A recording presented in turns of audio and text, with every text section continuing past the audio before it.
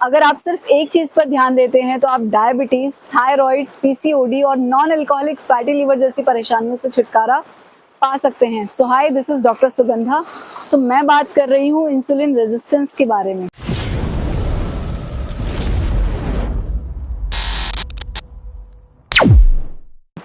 तो देखिए, आज सबसे पहले ये बता देती हूँ कि आप इस वीडियो में क्या क्या जानने वाले हैं।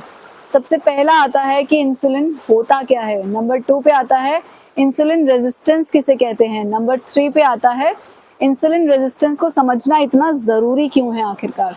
नंबर 4 पे हम बात करेंगे इसके सिम्टम्स, मतलब लक्षण क्या क्या होते हैं। 5 नंबर पे हम बात करेंगे कि इसके कारण क्या है, क्यों आपकी बॉडी में इंसुलिन रेजिस्टेंस होता है। नंबर 6 पे हम बात करेंगे कि इसे ठीक कैसे किया जा सकता है।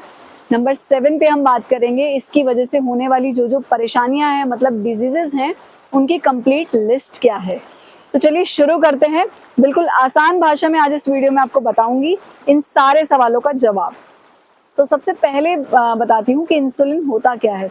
इंसुलिन एक हार्मोन है जो आपके शरीर में पैनक्रियाज के द्वारा बनाया जाता है और जिसका काम होता है आपके शरीर में आपके खाए हुए खाने को सेल्स के अंदर तक लेकर जाना। मतलब जो ग्लूकोज है वो आपके ब्लड में न रहकर आपके सेल्स के अंदर चला जाता है और वहां उसे नरिशमेंट प्रोवाइड करता है। अब देखिए, होता क्या है जब आपकी बॉडी में इंसुलिन रेजिस्टेंस होता है तो आपका जो सेल्स हैं वो इंसुलिन के प्रति या तो बिल्कुल इनसेंसिटिव हो जाते हैं या कम सेंसिटिव हो जाते हैं, जिसकी वजह से ग्लूकोज आपके सेल्स में एंटर नहीं कर पाता है और आपके ब्लड में ही रहता है। और जब आप डायबिटीज का टेस्ट कराते हैं तो उसके दौरान आपके ब्लड में शुगर हाई देखने को मिलता है आपको। अब जिसकी वजह से बॉडी को लगता है कि इंसुलिन शरीर में है नहीं और वो क्या करती है, और ज्यादा से ज्यादा इंसुलिन बनाना शुरू कर देती है। तो इंसुलिन की हाई मात्रा होने के बावजूद भी आपका जो बॉडी है वो उसको इस्तेमाल नहीं कर पाती है। इसे हम बोलते हैं इंसुलिन रेजिस्टेंस। तो देखिए, अब इसे समझना इतना जरूरी क्यों है। वो इसीलिए है क्योंकि जब बॉडी इंसुलिन रेजिस्टेंस के सिम्टम्स देना शुरू करती है तो अगर आप उसे उसी वक्त ट्रीट कर लेते हैं तो आप इन बीमारियों से बच सकते हैं। लेकिन अगर आपने इसे ट्रीट नहीं किया समय रहते तो यही इंसुलिन रेजिस्टेंस आगे जाकर बड़ी बड़ी बीमारियों में कन्वर्ट हो जाता है। तो अब बात करते हैं सिम्टम्स के बारे में कि क्या क्या सिम्टम्स बॉडी देती है जब आपको इंसुलिन रेजिस्टेंस डेवलप होना शुरू होता है। तो सबसे पहला सिम्टम जो है वो आपका वेट बढ़ना शुरू हो जाएगा। स्पेशली आपकी जो सेंटर ओबेसिटी है, पेट की तरफ की जो चर्बी है, वो बढ़ना शुरू हो जाएगी। नंबर 2 पे आपको हमेशा थकान लगेगी। आप 7 से 8 घंटे सोने के बाद भी आपको लगेगा कि आपको फ्रेशनेस नहीं महसूस हो रही है, हमेशा थकान लगेगी रेस्ट करने के बाद भी। नेक्स्ट जो पॉइंट है वो ये है कि आपकी प्यास बढ़ जाएगी, भूख आपको बहुत ज़्यादा लगने लगेगी, आपकी यूरिन की फ्रिक्वेंसी बढ़ जाएगी। नेक्स्ट जो पॉइंट होगा, आपकी स्किन खराब होनी शुरू हो जाएगी, उस पर बहुत सारे मस्से, एक्नेज, डार्क पैचेस होना शुरू हो जाएंगे। ये बैक ऑफ द नेक पे आपको काली धारियां देखने को मिल सकती हैं। इसे हम बोलते हैं एकेंथोसिस निग्रिकेंस। लोगों को लगता है कि ये मैल है, लेकिन ये वो मैल नहीं होता है, वो इंसुलिन रेजिस्टेंस की वजह से भी होता है। नेक्स्ट जो है, अगर अब आप देखिए ये अगले सिम्टम्स के बावजूद भी अगर आप इसे ट्रीट नहीं करते हैं तो बॉडी एक एडवांस लेवल पे चली जाती है और कुछ अलग सिम्टम्स देना शुरू करती है, जिसे हम बोलते हैं एडवांस सिम्टम्स। वो क्या है, आपका बीपी बढ़ना शुरू हो सकता है, आपको हाई कोलेस्ट्रॉल की प्रॉब्लम हो सकती है, आपके मूड स्विंग्स बार बार हो सकते हैं, आपको पीसीओडी डेवलप हो सकता है या फिर आपको स्लीप एपनिया जैसी परेशानी भी हो सकती है। तो अब बात करेंगे क्यों होता है, क्या कारण है इसके। तो नंबर 1 पे आता है जेनेटिक फैक्टर। अगर आपके मम्मी या पापा को किसी को भी डायबिटीज या इंसुलिन रेजिस्टेंस रिलेटेड परेशानियां हैं तो chances are very very high कि आपको भी वो डेवलप हो सकती हैं, कि अगर आपने अपना ध्यान नहीं रखा तो। नेक्स्ट पे आता है ओबेसिटी। ओबेसिटी मतलब वेट बढ़ने के साथ साथ इंसुलिन रेजिस्टेंस डेवलप होना शुरू हो जाता है। तो अगर आप ओबीज हैं तो हाई चांसेस हैं आप इंसुलिन रेजिस्टेंस डेवलप कर सकते हैं। नेक्स्ट है सेडेंट्री लाइफस्टाइल, मतलब आप पड़े रहते हैं, खाया पिया और पड़े रहे, कोई फिजिकल वर्कआउट नहीं किया, कोई एक्सरसाइज नहीं की, तो भी आप खतरे की लिस्ट में बिल्कुल ऊपर हैं। नेक्स्ट पे आता है एक्सेसिव कार्बोहाइड्रेट्स। अगर आप बहुत ज़्यादा कार्ब्स लेते हैं, प्रोटीन और फाइबर रिच डाइट नहीं लेते हैं, मोर ओवर आप एक्सरसाइज भी नहीं करते हैं, तो आपको इंसुलिन रेजिस्टेंट डेवलप होने के चांसेस पूरे हैं।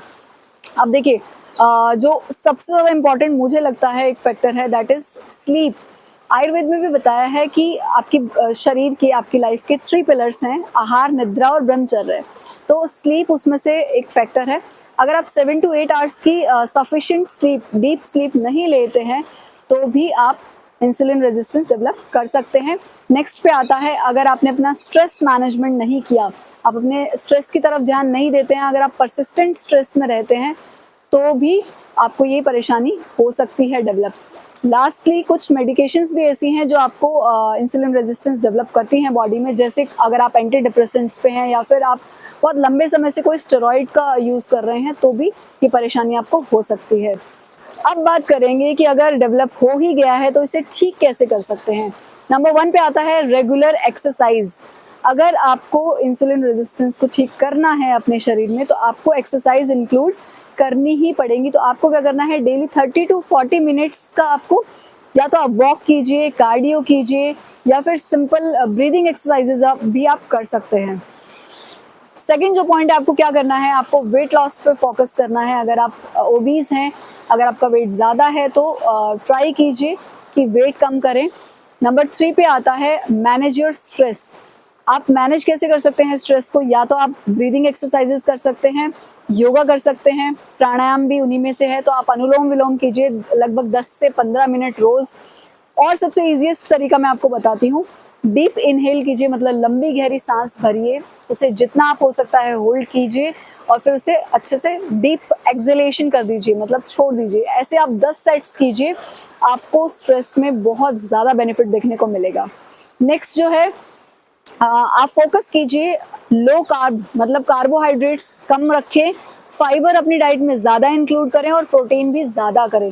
हम अक्सर करते क्या है, जो हमारी रेगुलर डाइट है उसमें हम सिर्फ खाते पीते रहते हैं और सारा कार्बोहाइड्रेट रिच हम डाइट लेते हैं। तो आपको क्या करना है, फाइबर खाइए। फाइबर आप सैलेड के फॉर्म में खा सकते हैं, नहीं तो आप जो इसबगोल की भूसी होती है उसको भी आप खाने से आधा घंटा पहले 1 गिलास पानी में 1 से 1.5 चम्मच मिक्स करके तुरंत उसको पी लीजिए। वो भी बहुत अच्छा फाइबर कंटेंट आपको बॉडी में दे सकता है।